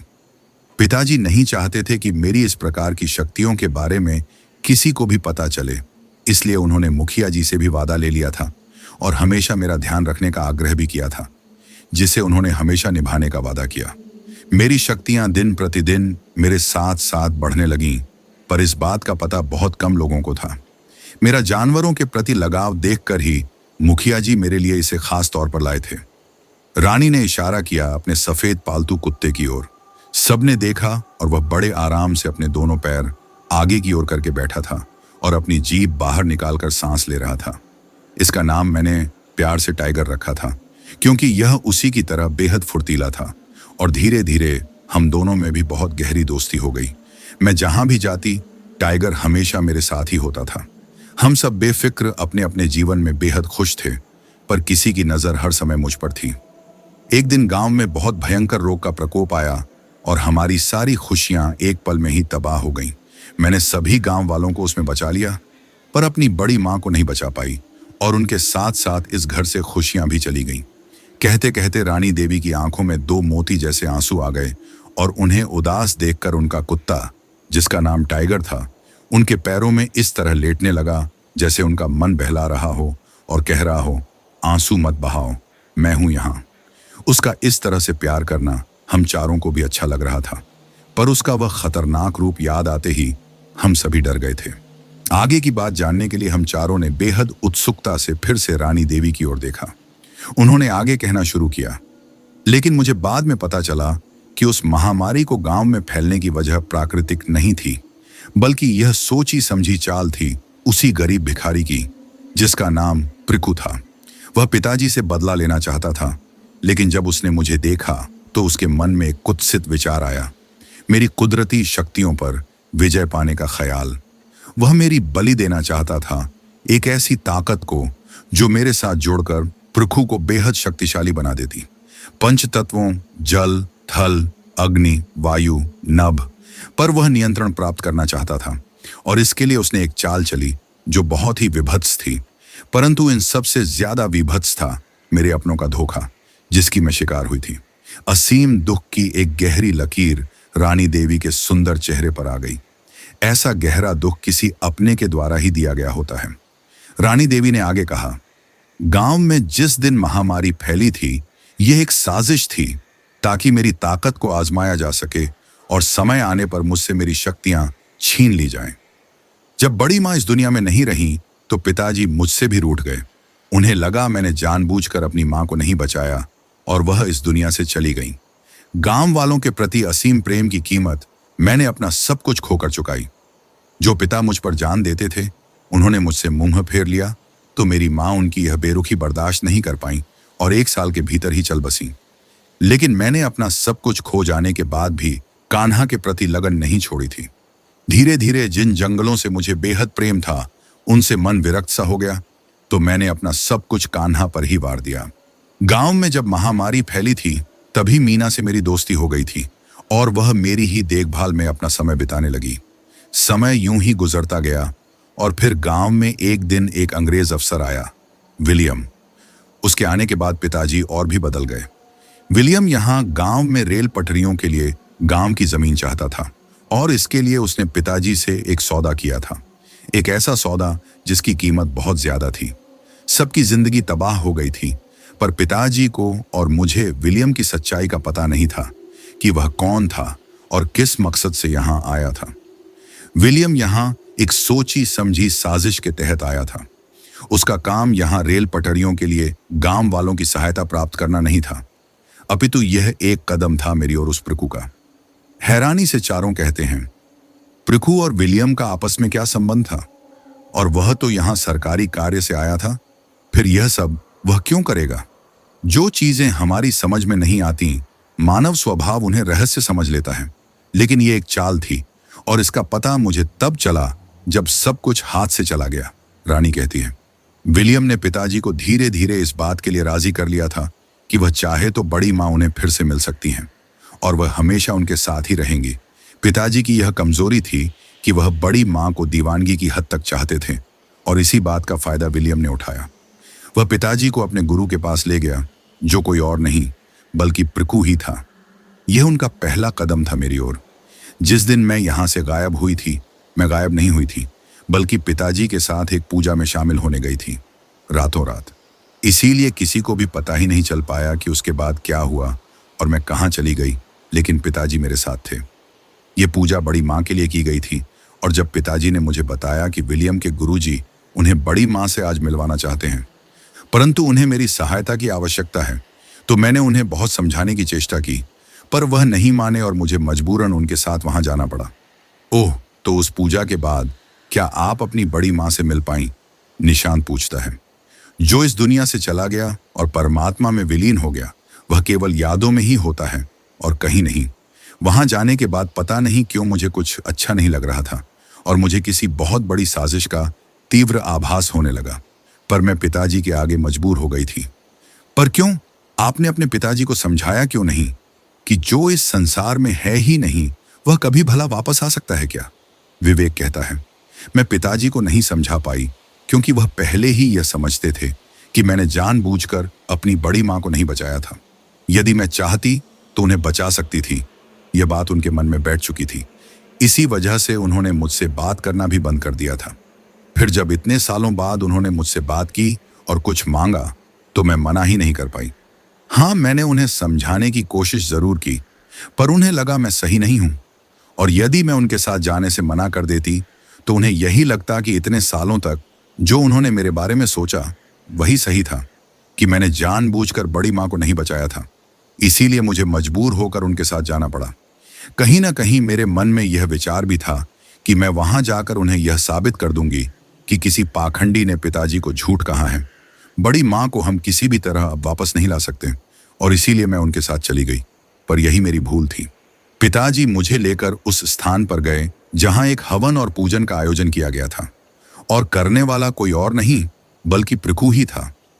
मुझे अपने सामने देखकर उसे तो मानो मनचाही मुराद मिल गई थी। मैंने उसकी आंखों में देखा, उसका वहशीपन और उसका काला मन दोनों साफ दिखाई दे रहे थे। पर पिताजी को तो कुछ भी दिखाई नहीं दे रहा था। जिस इंसान की आवाज से जंगल का शेर भी एक बार दहल जाए, वो मेरे पिताजी उस झूठे और मक्कार पृथु के आगे नतमस्तक होकर हाथ जोड़े बैठे थे, और मुझे भी अपने पास बैठने को कहा। मैं भी वहीं बैठ गई। मुझे एहसास हो चुका था कि यहाँ किसी तरह की पूजा नहीं बल्कि कुछ और ही चल रहा है। पर पिताजी को कैसे समझाऊं ये मैं समझ नहीं पा रही थी। करीब 1 घंटे तक ये सब चलता रहा। फिर मुझे वहां से बाहर जाने को कह दिया, और पृथु पिताजी से धीरे धीरे कुछ कहने लगा। हम कुछ देर बाद घर आ गए। आज पता नहीं क्यों, पर पिताजी अत्यधिक प्रसन्न थे। घर आकर हम सबने फिर से एक साथ खाना खाया। ये देखकर मेरा दुख भी कुछ कम हो गया। पर ज्यादा दिन ये खुशी नहीं रही। वहां से आने के बाद पिताजी मुझे जैसा जैसा करने को कहते मैं करती जाती। कभी वो मुझे कुछ श्रृंगार सामग्री हाथ में दे देते, फिर पता नहीं क्या क्या पढ़ते और वापस ले जाते। कभी घर के बाहर जल अर्पण करने को कहते, कभी मेरा कोई कपड़ा ले जाते। पर मुझे यह सब समझ नहीं आता था। इन दिनों ना मेरा स्वास्थ्य ठीक था, ना मुझे नींद आती थी। पूरी पूरी रात भयावह सपने आते थे, जिनमें कोई व्यक्ति किसी लाश पर कुछ क्रियाएं करते हुए दिखाई देता, और मैं डर कर जाग जाती थी। फिर सारी रात ठीक से सो नहीं पाती थी। बस ज्यादा विचलित होने पर मंदिर में कान्हा के सामने घंटों बैठी रहती। मेरी स्थिति को देखते हुए मीना बहुत चिंतित रहने लगी। फिर एक दिन मीना ने मुझे बताया कि बड़े ठाकुर साहब कुछ ठीक नहीं कर रहे हैं। कुछ तो मुझे भी समझ आने लगा था कि कहीं ना कहीं कोई गहरा षड्यंत्र रचा जा रहा है, जिसमें पिताजी केवल मोहरा थे। एक रात पिताजी ने मुझसे गुरुजी के आश्रम चलने के लिए कहा। मुझे रात को वहां जाना सही नहीं लगा, तो मैंने कहा हम सुबह चलेंगे। पिताजी को भी मेरी बात ठीक लगी। तभी विलियम आया और पिताजी से धीरे धीरे कुछ बात करने लगा। थोड़ी देर बाद पिताजी अपने कमरे में चले गए और सुबह लगभग 3 बजे ही जाग गए। उन्होंने मुझे जगाकर जल्दी से तैयार होने को कहा। मैंने पूछा तो फिर से गुरुजी के यहाँ चलने को कहने लगे। मेरा मन वैसे ही कुछ दिनों से ठीक नहीं था, तो मैंने मीना के हाथों एक संदेश बस्ती के मुखिया जी के पास भिजवाया। इतने सालों में वे मुझे बहुत अच्छी तरह जान चुके थे, और मैं भी उन्हें। मैं और पिताजी अब निकल चुके थे। वहां पहुंचते ही विलियम के गुरुजी, जिन्हें अब पिताजी भी गुरुजी ही कहते थे, ने कुछ क्रियाएं शुरू कर दी। मुझे एक पत्थर पर लिटा दिया गया। कुछ देर बाद मुझे कुछ पीने को दिया गया। मैंने एक नजर पिताजी को देखा। एक पल को लगा ही नहीं कि ये मेरे पिताजी हैं। जहर का प्याला तो मीरा ने भी पिया था, सो मैंने भी मन ही मन कान्हा का स्मरण किया और उस पेय को पी लिया। अब मुझे कुछ भी होश नहीं था। लगभग आधी रात होने को थी और मुझे हल्का हल्का चक्कर आ रहा था।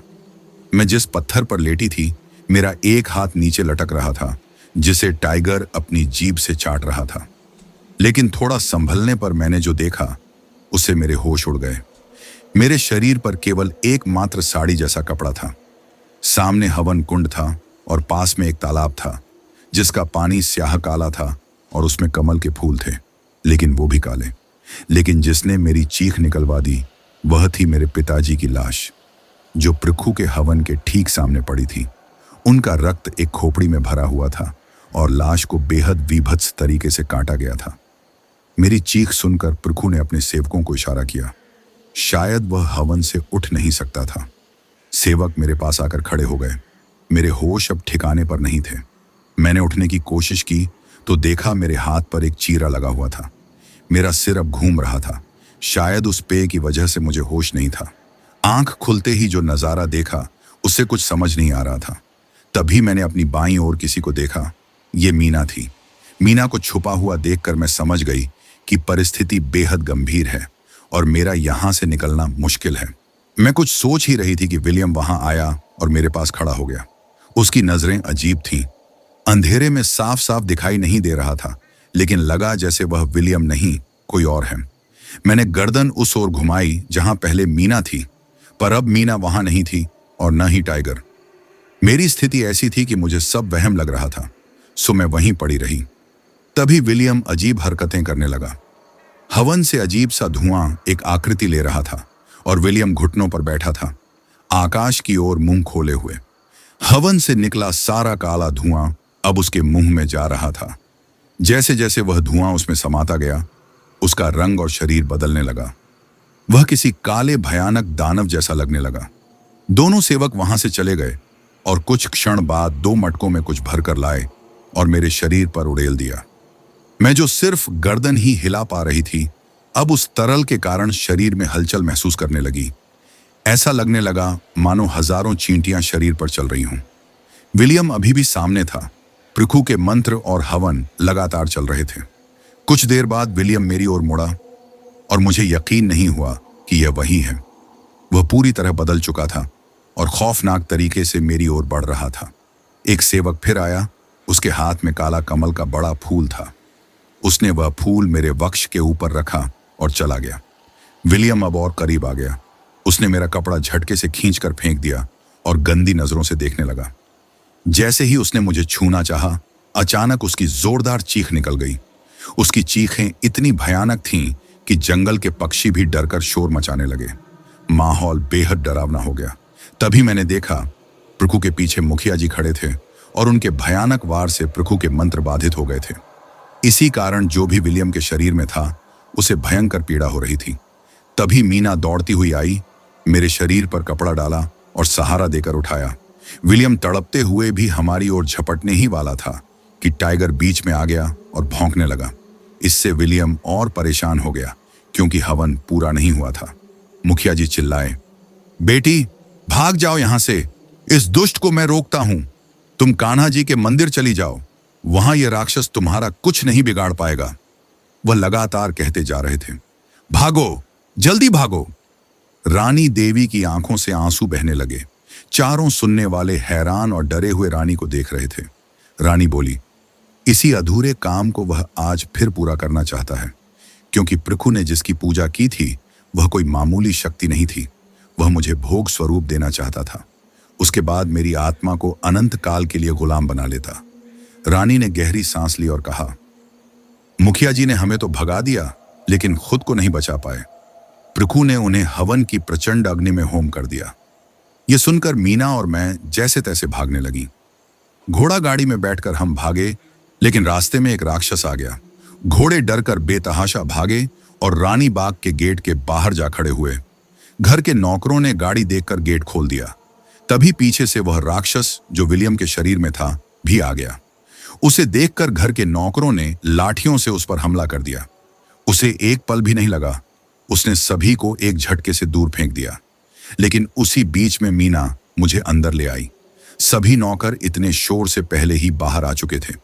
मीना घायल थी, फिर भी मुझे संभालते हुए अंदर लाई और दरवाजा बंद कर लिया। लेकिन उस शैतान को रोकना इतना आसान नहीं था। पता नहीं मीना ने क्या सोचा। वह भागकर मंदिर गई और वहां से भगवान को चढ़ाने वाला सिंदूर ले आई। फिर दरवाजे पर एक लकीर खींच दी। अब वह शैतान दरवाजे के उस तरफ था और हम इस तरफ। हमें पता था कि सिर्फ एक लकीर उसे नहीं रोक सकती थी। हम दोनों इतनी डर गईं कि एक दूसरे का हाथ पकड़कर रोने लगी। अपने घर आकर मेरे शरीर में कुछ जान आई, लेकिन अचानक मीना मुझे देखकर बुरी तरह चौंक गई और मेरी ओर उंगली उठाकर इशारा करने लगी। उसका रोना अब डर में बदल गया था। उसने वहां इशारा किया जहां मेरे सीने पर काले कमल का फूल रखा था। वहां एक गहरा काला धब्बा आ चुका था। तभी हमें टाइगर के भौंकने की आवाज आने लगी। फिर उसकी दर्द से कराहने और कूं कूं करने की आवाज आई। खिड़की से अंदर की तरफ उस शैतान ने उसे फेंक दिया और वह मेरे पैरों के पास मरणासन्न गिर पड़ा। उसे देखकर मेरा दिल धक से रह गया। तभी मैंने देखा वह काला धब्बा धीरे धीरे बड़ा हो रहा था। यह देखकर मैंने मीना को तुरंत गांव भेजकर सभी गांव वालों को सचेत करने को कहा। लेकिन मीना किसी भी कीमत पर मुझे अकेला छोड़कर जाना नहीं चाहती थी। धीरे धीरे मेरी हालत और खराब होने लगी। मेरा पूरा शरीर काला पड़ने लगा था। पृथु ने मुझे एक शैतानी ताकत को समर्पित कर दिया था, इसीलिए मेरा मरना तय था। लेकिन क्योंकि आखिरी समय में वह मेरा भोग नहीं लगा पाया था, तो वह क्रोधित हो गया, क्योंकि मैं उसकी गुलाम नहीं बन सकी थी।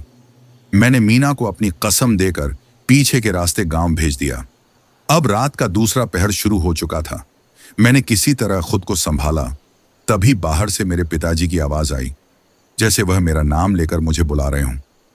रानी, रानी, रानी बेटी, दरवाजा खोल। बेटी, मैं बहुत घायल हूं, मुझे अंदर आने दे। मैं जल्दी से खुद को घसीटकर दरवाजे तक ले गई। मैं दरवाजा खोलने ही वाली थी कि अचानक मुझे आधी रात को जो हुआ था वह याद आ गया। मैंने अपने पिताजी की बेहद विभत्स लाश देखी थी, तो फिर पिताजी यहां कैसे आ सकते थे? मैं समझ गई कि यह सब मुझे बाहर बुलाने के लिए एक छलावा था। तभी मेरे मन में आया, अगर मुझे बाहर बुलाने के लिए यह सब हो रहा है, तो इसका मतलब था कि वह शैतानी ताकत अंदर नहीं आ सकती थी। जबकि मैं इसी बात से डरी हुई थी कि अगर वह अंदर आ गया तो क्या होगा। मुझे थोड़ी राहत महसूस हुई, लेकिन मेरे शरीर का दर्द बढ़ता जा रहा था। मेरा आधा शरीर काला पड़ चुका था। मैं किसी तरह मंदिर की तरफ बढ़ी और कान्हा के आगे हाथ जोड़ दिए। तभी मैंने देखा, टाइगर भी मेरे साथ मंदिर के दरवाजे पर खड़ा था और बिल्कुल ठीक था, लेकिन मैंने तो उसे बाहर हॉल में छोड़ा था। मैंने जैसे ही उसकी ओर हाथ बढ़ाया, मैं हैरान रह गई। वह केवल हवा के झोंके की तरह था। मैं समझ गई कि यह सिर्फ उसकी आत्मा थी, उसे मरकर भी मुक्ति नहीं मिली थी। तभी मेरे कानों में बड़ी मां की आवाज आई, लाडो, ओ लाडो, दरवाजा खोल लाडो, देख मैं आ गई। अब मैं समझ चुकी थी, इसलिए मैंने दरवाजा नहीं खोला और न ही बाहर गई। थोड़ी देर बाद कभी छोटी मां, कभी मुखिया जी, कभी पिताजी की आवाजें मुझे बाहर बुलाने लगीं, लेकिन मैं हाथ जोड़कर वहीं बैठी रही। सुबह होने वाली थी, ब्रह्म मुहूर्त का समय था। अब आवाजें चीखों में बदल गई थीं। जोर जोर से दरवाजे और खिड़कियां हिलने लगीं। एक जोरदार चीख मेरे कानों के बिल्कुल पास गूंजी, इतनी तेज कि लगा जैसे कानों के पर्दे फट जाएंगे। मैंने दोनों कानों पर हाथ रख लिए, लेकिन ऐसा लगा जैसे यह आवाजें मेरे अंदर ही गूंज रही हों। थोड़ी देर बाद मैं बेहोश हो गई। कुछ घंटे बाद जब मीना वापस आई, तब तक मेरे प्राण निकल चुके थे। मेरा पूरा शरीर काला पड़ गया था। शरीर बहुत बुरी तरह से गलने और सड़ने लगा था। भोर होने के कारण शैतान का वजूद शायद उस समय कमजोर पड़ गया था। गांव वालों ने मेरी हालत देखकर मुझे इसी घर में गाड़ दिया, और मेरे साथ साथ टाइगर को भी, क्योंकि उसके पूरे शरीर में कीड़े पड़ गए थे। अमूमन मरने के बाद किसी का शरीर इतनी जल्दी खराब नहीं होता, लेकिन शायद हमारी मौत इतनी भयानक और समय से पहले थी, वह भी काली शक्तियों के कारण, कि हमें मरकर भी न मुक्ति मिली और न ही हम अपने लिए कुछ कर पाए। मीना गांव लौट गई, लेकिन रोज शाम को एक बार मुझसे मिलने जरूर आती थी। उसकी हालत भी अच्छी नहीं रही, और एक दिन जब वह मुझसे मिलने आई, यहाँ बैठकर अपना दुख कह रही थी और रो रही थी, तभी अचानक वह भी इस शरीर के बंधन से मुक्त हो गई, लेकिन मुझे छोड़कर कभी जा नहीं पाई। रानी अपनी आंखों में ढेर सारा रहस्य भरकर उनकी ओर देखती है और आगे कहती है, यह सब बहुत जल्दी हुआ। इस घटना के ठीक 1 महीने बाद, यानी अगली अमावस्या से, गांव वालों को अजीब अजीब आवाजें पूरे गांव में सुनाई देने लगीं। बेहद डरावनी घटनाएं और कई असमय मौतें होने लगीं। हरा भरा गांव श्मशान बन गया। इंसान तो इंसान, जानवर भी यहां से जाने लगे। जो रह गए वे ज्यादा दिन जिंदा नहीं रह सके। मरने के बाद लाशें जल्दी सड़ जाती, और यह सब इतनी जल्दी होता कि उनका क्रियाकर्म भी नहीं हो पाता था। कोई भी यहां रहना नहीं चाहता था, और जो रहा वह भी ज्यादा दिन जिंदा नहीं रहा। मैं यहां से सब देख सकती थी, लेकिन अब गांव वालों की कोई मदद नहीं कर पाती थी। यहां से पक्षी, जानवर, इंसान, हर जिंदा चीज का नामो निशान मिट गया। धीरे धीरे यह जगह वीरान हो गई। अब यहां केवल मौत रहती है और मौत ही नाचती है। सारी बात कहने के बाद रानी जैसे ही उन चारों को देखती है, तो उनके चेहरे पर अजीब से भाव देखकर कहती है, मैं जानती हूं तुम लोग क्या सोच रहे हो। तुम लोगों को वह करना है जो इतने सालों तक कोई नहीं कर पाया। तुम लोगों को इस शैतान की कहानी को आज ही खत्म करना होगा। हाँ, हम लोगों को ला, लेकिन हम कैसे करेंगे? और इस सब से हमारा कोई संबंध भी नहीं है, राहुल घबराए स्वर में कहता है। रानी देवी ध्यान से उन चारों के चेहरे देखती हैं और कहती हैं, यदि संबंध न होता तो क्या तुम लोग यहां होते? अब सुबह हो गई है। मैंने अब तक जो भी इस जगह हुआ वह सब तुम्हें बता दिया है, और अब हमारे पास ज्यादा समय नहीं है। अभी तक तो किसी भी तरह से उस काली शक्ति का जोर मुझ पर नहीं चल पाया। उसने केवल मेरा शरीर छीना, लेकिन मुझे पा नहीं सका। मैंने खुद को यहां इतने साल सुरक्षित रखा, लेकिन आज का दिन उसका है। इतने सालों के इंतजार के बाद वह आज किसी भी कीमत पर मुझसे मेरी शक्तियां हासिल करके इस संसार में और भी भयंकर रूप में आएगा।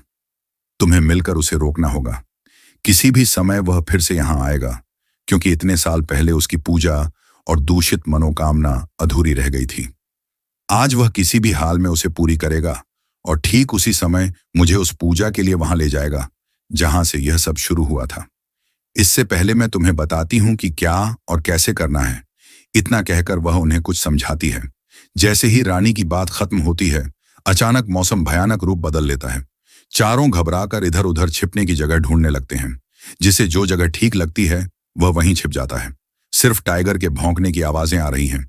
रानी देवी अपने हाथों की दोनों मुट्ठियां कसकर भींचकर खड़ी हैं और सामने गुस्से से देख रही हैं। देखते ही देखते उनका भयानक रूप बदलने लगता है। आसमान का रंग बदलकर काला हो जाता है और बीच बीच में बिजली की चमक अंधेरे को चीरकर रोशनी कर देती है।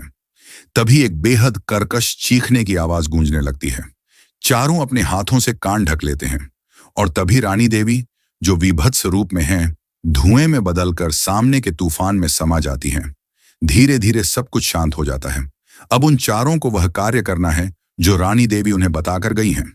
इसी से सभी की मुक्ति संभव है और इसी से तय होगा कि इस दुनिया पर किसका राज होगा, उस ईश्वर का जिसने इसे बनाया है, या उस काली ताकत का जो परमेश्वर की सत्ता को चुनौती देना चाहती थी।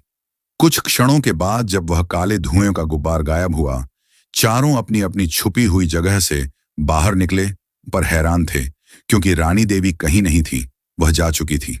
उस काली रहस्यमयी ताकत ने अपनी कुत्सित मनोकामना पूर्ति के लिए फिर से हवन शुरू कर दिया था। अब चारों को जल्द से जल्द अपनी सभी तैयारी उसी प्रकार पूरी करनी थी जैसा उन्हें रानी देवी निर्देशित करके गई थी।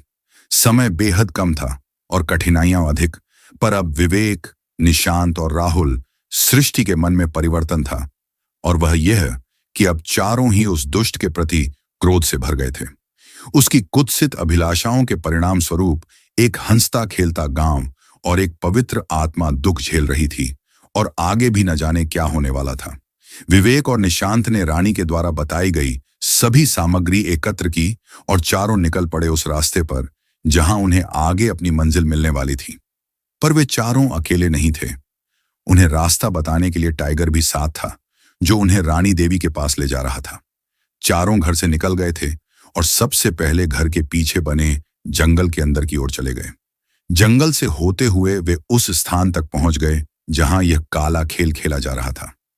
रानी, जो कि अब आत्मा के रूप में थी, उसे न जाने किन बंधनों में बांधकर हवन के सामने स्थित पत्थर पर लिटाया गया था। सामने हवन जल रहा था। चारों ओर बेहद डरावना माहौल था। दम घुट रहा था। ऐसी जगह पर उन्हें एहसास हुआ जैसे कोई हवन के पास बैठा मंत्र बोल रहा है। आवाज बेहद अस्पष्ट थी, पर यह एहसास पूरा था कि जैसा रानी ने बताया था वैसा ही माहौल फिर से बनाया जा रहा था। रानी की चीखें अब चारों ओर गूंजने लगी थीं। धीरे धीरे रानी अपने पूरे विभत्स रूप में आ चुकी थी। विवेक, निशांत, राहुल और सृष्टि ने सबसे पहले जहां यह हवन चल रहा था उसे कुछ दूरी पर छुपते छुपाते हुए उस पूरे स्थान को चारों ओर से गंगा जल एवं कान्हा के मंदिर से लाए गए सिंदूर से घेर लिया था। चारों ओर से एक रेखा खींच दी गई थी। यह काम होने के बाद चारों फिर से उस जगह गए जहां यह सब हो रहा था। धीरे धीरे अब रानी शांत हो चुकी थी। दो लंबे भयानक काले दानव वहीं खड़े थे जहां रानी को उस चट्टान पर लिटाया गया था। विवेक और निशांत को सबसे पहले उस तालाब को ढूंढना था जिसमें काले कमल खिलते थे, और रानी देवी के मुताबिक वह यहीं कहीं था। उन्होंने उसे ढूंढना शुरू किया। तभी निशांत को एक काली जगह दिखाई दी। उसने इशारे से विवेक को बताया। दोनों ने ध्यान से देखा। वह कोई साधारण जगह नहीं, बल्कि वही काला तालाब था जिसमें काले कमल खिले हुए थे। वह तालाब देखने में ही गंदा लग रहा था, जैसे किसी ने काले कीचड़ से उसे भर दिया हो। पूरा तालाब काले काले कमलों से भरा हुआ था। अब दोनों उस तालाब के पास गए। निशांत ने विवेक की ओर देखा और कहा, अब मुझे इस तालाब की गहराई में जाकर वह चांदी की झड़ी लानी होगी जो इस तालाब की सारी काली ताकत को खत्म कर देगी। विवेक बोला, नहीं, मैं तुम्हें अकेले नहीं जाने दूंगा। तुम्हें पता है ना ये कितना खतरनाक है। अगर तुम्हें कुछ हो गया तो मेरा क्या होगा? निशांत ने कहा, मुझे कुछ नहीं होगा और हमें यह करना ही होगा। तुम चिंता मत करो, मैं बिल्कुल सही सलामत वापस आऊंगा और हम साथ में घर चलेंगे दोस्त। विवेक बोला, लेकिन मैं तुम्हें फिर भी अकेले नहीं जाने दूंगा। हमने आज तक जो भी किया है हमेशा साथ ही रहे हैं, तो यहां इस मुसीबत में तुम्हें अकेला कैसे छोड़ दूं? निशांत ने कहा, अकेला नहीं, तुम्हें यहां बाहर मेरी हिफाजत करनी होगी और जो रस्सी हम साथ लाए हैं उसे मैं अपनी कमर में बांध लूंगा। अगर कोई भी परेशानी हुई तो मैं रस्सी को खींचकर तुम्हें इशारा करूंगा। तुम पूरी ताकत लगाकर जल्दी से मुझे ऊपर खींच लेना। तुम्हारा यहां रहना और भी ज्यादा जरूरी है और मेरे अलावा यह कोई नहीं कर पाएगा, क्योंकि तुम्हें तो पता है मैं अपनी सांस को 4 से 5 मिनट तक रोक भी सकता हूं और तैरने में भी मेरा कॉलेज में रिकॉर्ड रहा है। तुम बिल्कुल भी चिंता मत करो। विवेक केवल हाँ में सिर हिलाता है और निशांत अपनी कमर के चारों ओर रस्सी बांधने लगता है। इतने स्याह काले पानी को देखकर डर तो निशांत को भी लग रहा था, पर वह अपना डर विवेक पर जाहिर नहीं होने देना चाहता था, क्योंकि वो पहले ही निशांत को लेकर परेशान था। निशांत ने हिम्मत रखी, ईश्वर का स्मरण किया। वह रस्सी को अपनी कमर में बांध चुका था। अब उसने विवेक को इशारा किया ताकि वह सामने वाले पेड़ पर रस्सी लपेटकर बांध सके। अभी उन्हें इस काले तालाब की गहराई का अंदाजा भी नहीं था और निशांत को यह काम जल्दी खत्म करना था। रस्सी को पेड़ के सहारे बांधने के बाद अब निशांत तालाब में कूदने को तैयार था।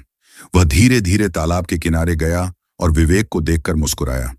एक लंबी सांस लेकर वह तालाब की गहराई में उतर गया। पानी में उतरते ही निशांत को एहसास हुआ, तालाब बाहर से जितना छोटा दिखता है नीचे से उतना ही बड़ा और अंधकारमय था। होता भी क्यों ना, यह काला तालाब था। उसने अपने साथ लाई टॉर्च जला ली जो उन्हें रानी हाउस में ही मिल गई थी। समय बेहद कम था। एक बार तो निशांत नीचे के इस काले वातावरण से घबराकर ऊपर आ गया। फिर विवेक को देखकर सब ठीक होने का इशारा किया और मजाक में कहा, मैं तो बस चेक कर रहा था, कहीं तू मुझे छोड़कर भाग तो नहीं गया। इतना कहकर वह फिर से एक लंबी सांस खींचकर गहराई में उतर गया। नीचे जाते समय पानी बर्फ की तरह ठंडा था, लेकिन जैसे जैसे वह और गहराई में पहुंचा पानी कुछ गर्म महसूस होने लगा। बहुत नीचे जाने पर उसने अजीब सी चट्टानें देखी। ये किसी तालाब जैसा तो नहीं लग रहा था। वह सोचने लगा, तालाब में इस तरह की चट्टानें कहाँ होती हैं। उसका दिमाग तेजी से चलने लगा। तभी उसे ख्याल आया, ऐसी चट्टानें तो पानी के बहाव से कटकर बनती हैं, तो क्या यहां नीचे पानी का बहाव है? वह ऐसा सोच ही रहा था कि एक चट्टान के सहारे चलते हुए उसे लगा इसके नीचे भी देखना चाहिए। वह और नीचे जाने लगा, जबकि जान का खतरा बढ़ रहा था, क्योंकि अब वह अपनी सांस ज्यादा देर तक नहीं रोक सकता था।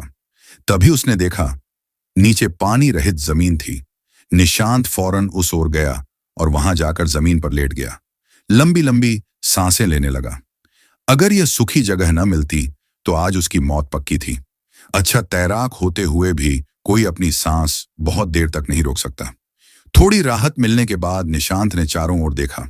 उसे एक रास्ता सा दिखा और वह उसी दिशा में आगे बढ़ गया। आगे बढ़ते हुए उसे एक ऐसी जगह दिखाई दी जो किसी दरवाजे जैसी लग रही थी, लेकिन अंदर जाने का कोई रास्ता नहीं दिख रहा था। दरवाजे के आसपास कुछ आकृतियां बनी हुई थीं। निशांत ने एक हाथ उन आकृतियों की तरफ बढ़ाया। अचानक उसे कुछ लिजलिजा सा महसूस हुआ। साफ दिखाई तो नहीं दे रहा था, लेकिन ऐसा लगा मानो उसके हाथ के नीचे से कोई रेंगने वाला जीव गुजरा हो। यह सोचकर ही उसके शरीर में झुरझुरी सी दौड़ गई। तभी उसे हल्की सी रोशनी दिखी। उसने वहां जाने की सोची, लेकिन रस्सी छोटी थी, तो उसने रस्सी को वहीं छोड़ देने का निश्चय किया और खोलकर आगे बढ़ गया। इधर निशांत को गए पूरे 7 से 8 मिनट हो चुके थे। अब तो विवेक को चिंता होने लगी थी। कई ख्याल उसके मन में आने लगे, पर उसने ईश्वर को याद किया और कुछ देर और इंतजार करने का मन बनाया। उसे विश्वास था कि अगर कोई परेशानी होती तो निशांत रस्सी खींचकर इशारा जरूर देता, लेकिन उसने ऐसा नहीं किया। इसका मतलब वह ठीक था। फिर भी समय बढ़ने से उसकी बेचैनी बढ़ती जा रही थी। नीचे उस झिड़ी की ओर बढ़ते हुए निशांत के मन में भी यही ख्याल था कि ऊपर विवेक उसकी चिंता कर रहा होगा। फिर भी वह आगे बढ़ा। झिरी बहुत पतली थी। उसने पहले अपना सिर झुकाकर अंदर झांका और फिर सिर डाल दिया। उसे उम्मीद नहीं थी कि उसका सिर भी उस झिरी में आ पाएगा, क्योंकि देखने में वह किसी दरार जैसी लग रही थी। रोशनी वहीं से आ रही थी। धीरे धीरे उसने खुद को आगे धकेलना शुरू किया। उसके पास ज्यादा समय नहीं था, फिर भी वह बहुत सावधानी से अपने शरीर को उस झिड़ी में आगे बढ़ाने लगा। उसकी उम्मीद के विपरीत उसे आगे बढ़ने में कोई परेशानी नहीं हुई। ऐसा लग रहा था मानो वह झिड़ी कोई जीवित वस्तु हो और उसने अपना आकार निशांत के शरीर के अनुसार बदल लिया हो। अब वह धीरे धीरे उस रोशनी के स्रोत के पास आ रहा था और कुछ ही सेकंड में अंदर पहुंच गया। अंदर का नजारा देखकर उसकी आंखें विस्मय से फैल गईं। इतनी खूबसूरत जगह तो उसने कल्पना में भी नहीं देखी थी। पेड़ थे जिन पर पत्ते नहीं, सिर्फ सफेद फूलों के भारी भारी गुच्छे लटके थे। चारों ओर नाजुक सफेद तितलियां उड़ रही थीं। बेहद लुभावना दृश्य था। सामने उसकी नजर एक और तालाब पर पड़ी। यह तालाब एकदम शांत, साफ और निर्मल था। लेकिन यह क्या? तालाब के बीचों बीच एक चमकीली चीज थी जो पानी की सतह से ऊपर हवा में झूल रही थी। जैसे ही वह उस तालाब के पास गया, एक तेज हवा का झोंका आया, जैसे कोई चेतावनी हो। लेकिन निशांत को जल्दी यहां से बाहर निकलना था। उसने तालाब की ओर कदम बढ़ाया और हैरान रह गया। उसके पैर पानी में थे ही नहीं। वह तालाब के ठीक ऊपर चल रहा था, जैसे वहां कोई अदृश्य जमीन हो। एक पल को वो घबरा गया, फिर धीरे धीरे अपने कदम आगे बढ़ाता हुआ वह ठीक उस चमकीली वस्तु के पास आ गया। वह एक खंजर था। उसने हाथ आगे बढ़ाया और खंजर को ले लिया, पर जैसे ही उसने खंजर को थामा, वहां का माहौल तेजी से बदलने लगा। उसे लगा कि अब वह नीचे तालाब के पानी में गिर जाएगा। वह तेजी से भागा ताकि तालाब के किनारे की जमीन पर जा सके, पर भागते भागते उसे एहसास हुआ कि किनारे आते आते तालाब जो ठोस रूप में था, अब तरल रूप में आ गया है। धीरे धीरे पूरा माहौल बदलने लगा। निशांत समझ गया था कि अब यहां से जल्दी निकलने में ही फायदा था। वह पीछे की ओर मुड़ा और सीधी दौड़ उसी दिशा में लगा दी जिस दिशा से वह आया था। भागते भागते उसने नजर चारों ओर घुमाई तो देखा हर तरफ तेजी से नजारा बदल रहा था। जिस तालाब का पानी शांत, स्वच्छ और निर्मल लग रहा था, वह अब एक गोलाई में घूमना शुरू कर चुका था। निशांत जल्दी से उसी झिड़ी की ओर बढ़ गया जहां से वह आया था, पर जितनी सुगमता उसे आते समय हुई, उतनी ही परेशानी उसे अब वहां से निकलने में महसूस हो रही थी। आते समय जो झिड़ी शरीर के अनुसार जगह देकर बड़ी हो रही थी, वही अब अपना आकार बदल रही थी और कई जगह से इतनी संकीर्ण हो रही थी कि निशांत को सांस भी नहीं आ रही थी। फिर भी उसने हिम्मत नहीं हारी और आगे बढ़ने की लगातार कोशिश करता रहा। लेकिन अब आगे उस झिड़ी का मुहाना बंद हो चुका था। लाख कोशिश करने के बाद भी वह आगे नहीं बढ़ पा रहा था। अब उसके पास एक ही उपाय था। उसने जो खंजर अभी उस तालाब के ऊपर से लाया था, उसकी सहायता से ही झिड़ी के अंदर रास्ता बनाने की सोची। झिड़ी भी अब छोटी होती जा रही थी।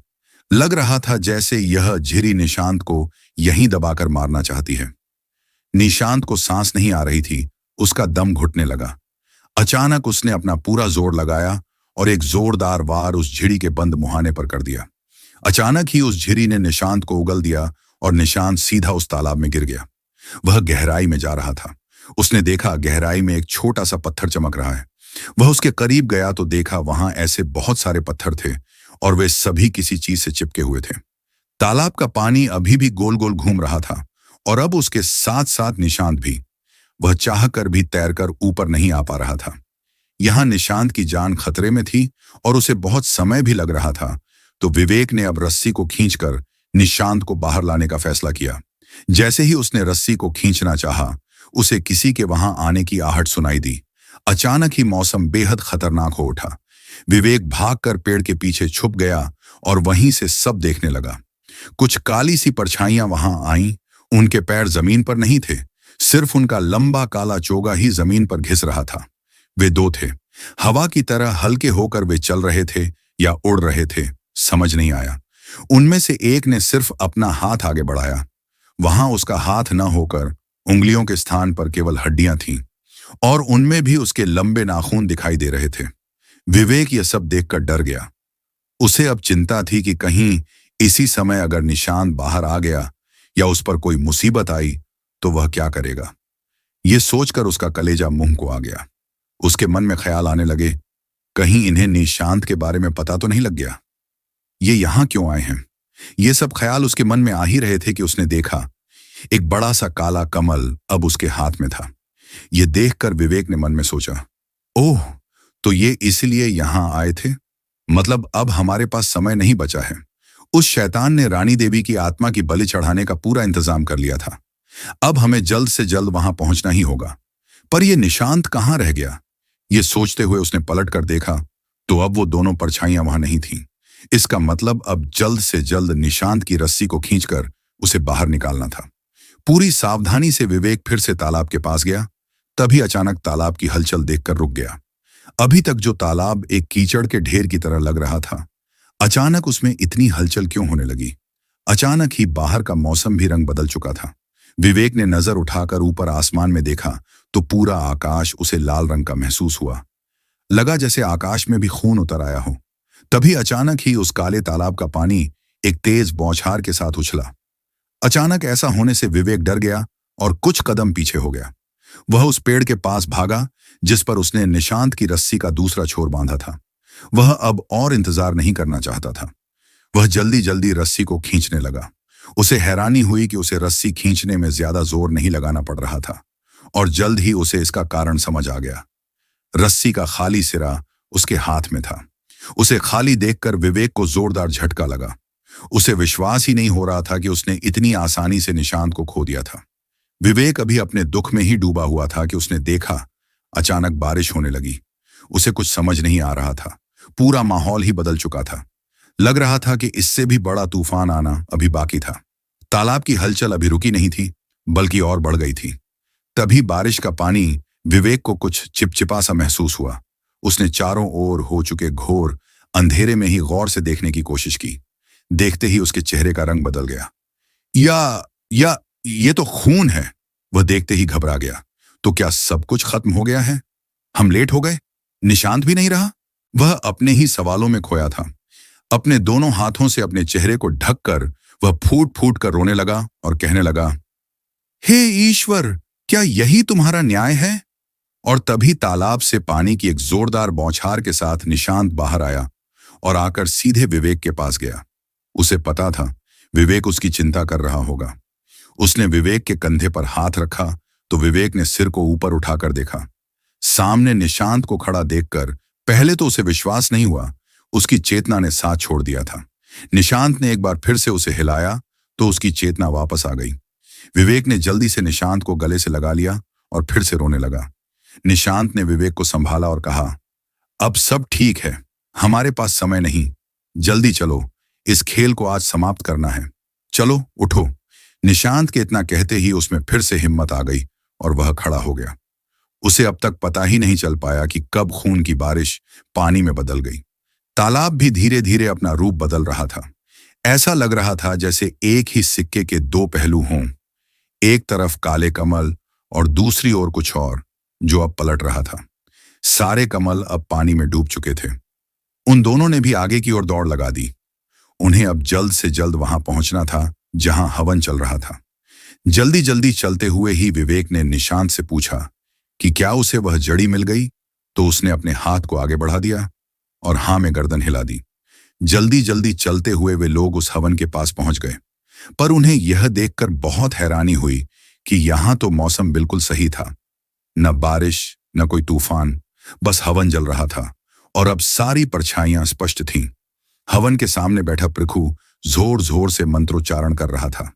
रात के भयानक सन्नाटे में केवल उसकी आवाज गूंज रही थी और हवन की रोशनी में उसका भयावह चेहरा देखा नहीं जा रहा था। उसका पूरा शरीर दीमक खा चुका था। जगह जगह उसकी हड्डियां बाहर झांक रही थीं। गले हुए मांस को खाने वाले कीड़े उसके शरीर में यहां वहां घुस और निकल रहे थे। पर वह इन सब से ऐसे बेखबर होकर मंत्र पढ़ रहा था जैसे उसे कोई फर्क ही नहीं पड़ता हो।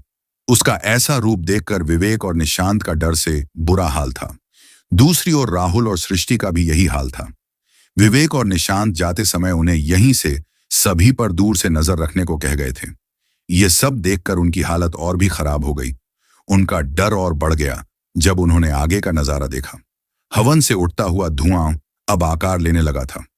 वह धुआं बेहद काला था। पहले वह आकाश की ओर उठा और घना होता गया। फिर धीरे धीरे एक विशाल आकार में बदलकर नीचे आने लगा, कभी मानव तो कभी किसी जानवर में। हर तरफ अजीब अजीब आवाजें आने लगी, मानो वे धरती पर नहीं बल्कि शैतानों की दुनिया में हों, और सभी शैतान अपने राजा के आने का जश्न मना रहे हों। तभी रानी देवी ने गर्दन घुमाई और उनकी ओर देखा। वह शैतान अब रानी देवी की ओर बढ़ रहा था। आज उसे किसी शरीर की आवश्यकता नहीं थी, क्योंकि यहां कोई शरीर बचा ही नहीं था। रानी के शरीर पर पहले की भांति तरल डाला गया था और उसके वक्ष के बीचों बीच रखा था एक काला कमल का फूल। वह शैतान अपने पूरे रूप में था, बेहद भयानक, काले शरीर के साथ कम से कम 10 फुट लंबा। उसके दुर्गंधयुक्त मुंह से लार टपक रही थी। उसके सामने सभी बच्चे जैसे लग रहे थे। अब क्या होगा, यही विचार सबके मन में था। किसी में कुछ कर पाने की शक्ति नहीं बची थी। अचानक टाइगर कहीं से आया और जोर जोर से उस काले और भद्दे साए को देखकर भौंकने लगा। तभी किसी ने पीछे से वार किया और हवन करते हुए प्रकु एक पल को शांत हो गया। उसके मंत्र थम गए। सब कुछ बिल्कुल वैसा ही हो रहा था जैसा रानी देवी ने बताया था। तभी अमावस की काली रात में किसी का तेज स्वर गूंजा, भागो, जल्दी भागो यहां से। यह आवाज सुनकर सभी चौंक गए। ये कोई और नहीं बल्कि रूकमणि के बाबा थे। सबको लगा कि रूकमणि के बाबा यहां उनके कारण आए हैं, पर नहीं, यह तो नियति थी जो अपने आप को दोहरा रही थी, क्योंकि रूकमणि के बाबा ही मुखिया जी थे। पर यह बात अभी उन चारों को पता नहीं थी, लेकिन निशांत और विवेक के मन में तो कुछ और ही चल रहा था। वे जानते थे कि यदि आज इसे रोका न गया तो न जाने कब तक यह सब यूं ही चलता रहेगा। निशांत पूरा जोर लगाकर उसी ओर भागा जहां हवन चल रहा था। प्रभु पहले तो रूकमणि के बाबा के हमले से तिलमिला गया था, पर जैसे ही उसने निशांत को वहां दौड़ते हुए देखा, वह अपनी जगह से बिना हिले ही न जाने कौन से मंत्र पढ़ने लगा। इसके प्रभाव से बहुत तेज तूफान आने लगा। उधर रानी देवी के ऊपर एक पंच आकृति का निर्माण होने लगा था। शायद यह उसके पंच तत्वों के कारण था, जिन्हें अपने अनुसार करके प्रभु पूरी दुनिया को अपने वश में करना चाहता था। वह आकृति एक चक्र की तरह रानी के ऊपर घूम रही थी। इधर प्रभु ने निशांत पर वार कर दिया। एक बिजली सी कौंधी और निशांत उछलकर दूर गिर गया। दूसरा वार करने के लिए प्रभु ने फिर से तैयारी की। तभी सृष्टि आगे आकर खड़ी हो गई। सृष्टि के इस तरह सामने आकर खड़े होने के कारण सभी अचानक चौंक गए, खुद प्रभु भी। उसे देखते ही प्रभु के मुंह से निकला, बेटी। यह सुनते ही सब सकते में आ गए और सोचने लगे, पर अभी सोचने का समय नहीं था। सृष्टि प्रभु के करीब आ चुकी थी। प्रभु की आंखों में आंसू झिलमिला आए और गर्व से भरकर वह कहने लगा, देख बेटी, देख, मैंने इस ठाकुर परिवार का क्या हाल किया है। इस ठाकुर ने तुम्हें ठुकराया था ना, देख मैंने इनका क्या हाल किया। इस ठाकुर के प्यार बड़ी ठकुरानी को तड़पती हुई मौत दी, और ठाकुर को मारकर आज इसकी जान से प्यारी बेटी की आत्मा को भी नरक में अंत तक के लिए भेज दूंगा। तभी मेरा बदला पूरा होगा। जिस तरह इसने तुझे ठुकरा कर उस बड़ी ठकुरानी को अपनाया और इसी दुख में तुम तड़प तड़प कर इस दुनिया से चली गई, मैंने इन सभी को खूब तड़पाया है। और आज मैं इतनी ताकत हासिल कर लूंगा कि एक दिन तुम फिर से मेरी बेटी बनकर इस दुनिया में आओगी। सृष्टि कहती है, लेकिन बाबा, मुझे तो कुछ भी नहीं चाहिए। यदि मेरे मन में ठाकुर के ठुकराए जाने की तड़ेदाड़ेचप होती और मैं बदला लेना चाहती, तो आज मैं भी आपकी तरह भटक रही होती।